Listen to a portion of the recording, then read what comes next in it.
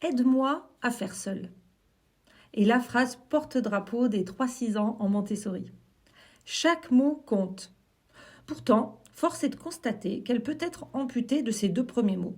Elle devient alors « faire seul ».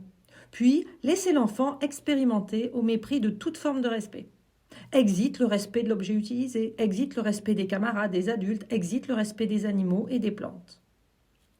Bienvenue dans mon 23e balado intitulé « Expérimenter en toute sécurité et avec respect ». Vos oreilles sont confortablement installées sur Montesso Kids, ma chaîne YouTube de partage d'outils éducatifs positifs. Positifs car ce sont des outils d'éducation tremplin.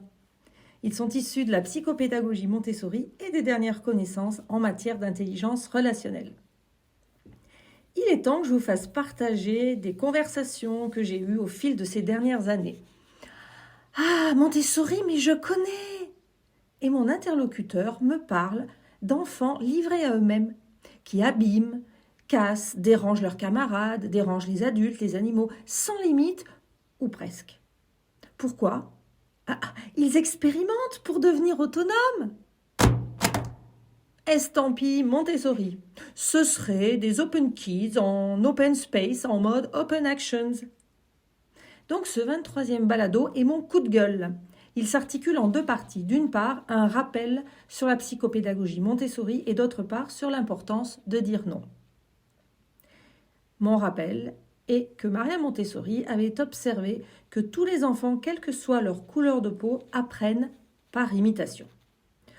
Et ce, pour tous les apprentissages. Tenir sa fourchette, se coiffer, la manière de remercier, de résoudre un conflit, etc. Nous, Big Feet, sommes observés très finement par les kids et copiés. Donc, si vous me suivez sur Montesso Kids, vous connaissez notre défi éducatif. Savoir accomplir de magnifiques squats pour se placer à hauteur d'enfant. C'est-à-dire nous désautomatiser, je ne sais pas si ce verbe existe, je n'ai pas vérifié, pour découper notre savoir-faire en étapes lentes. Ainsi, les kids comprennent et mémorisent pour pouvoir s'entraîner. C'est cette mise en action qui met en marche leur intelligence.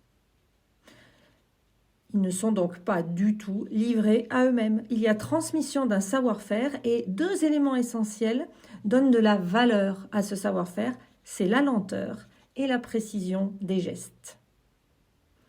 Ensuite, pendant leurs expérimentations, les Big Feet supervisent les enfants et interviennent pour leur dire « non » d'un ton ferme et respectueux. Déjà, pour assurer leur sécurité. S'ils sont proches d'un four, d'une casserole d'eau ou d'une tondeuse. Aider les enfants à devenir autonomes, c'est aussi les protéger.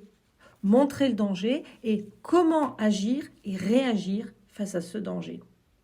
Ça vous paraît évident ? À moi aussi, mais pas pour tout le monde, donc il n'est pas superflu de le rappeler. Ensuite, dire non d'un ton ferme et respectueux est indispensable pour garantir le respect des besoins liés à la vie humaine, animale et végétale. Un petit exemple classique. Un petit enfant qui prend son chat sans délicatesse, comme une peluche.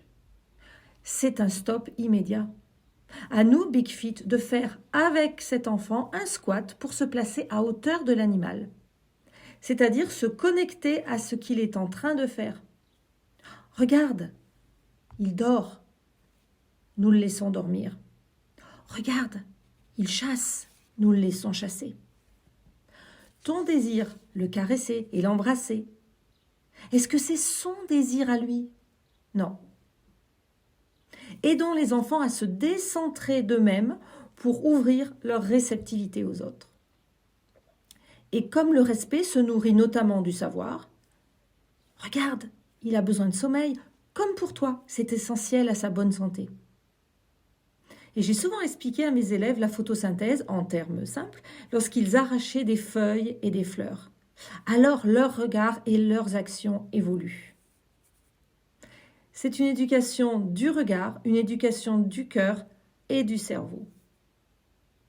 Alors libre à chacun d'adhérer ou pas à la psychopédagogie de Maria Montessori, mais cela me paraît important de connaître précisément ce à quoi on adhère, ce qui nous inspire ou ce que l'on rejette. Voilà mon partage en ce deuxième jour du printemps. Je vous remercie pour votre présence et puis si vous souhaitez soutenir mon travail, je vous remercie de liker ce balado et je vous dis à bientôt pour de nouvelles aventures éducatives.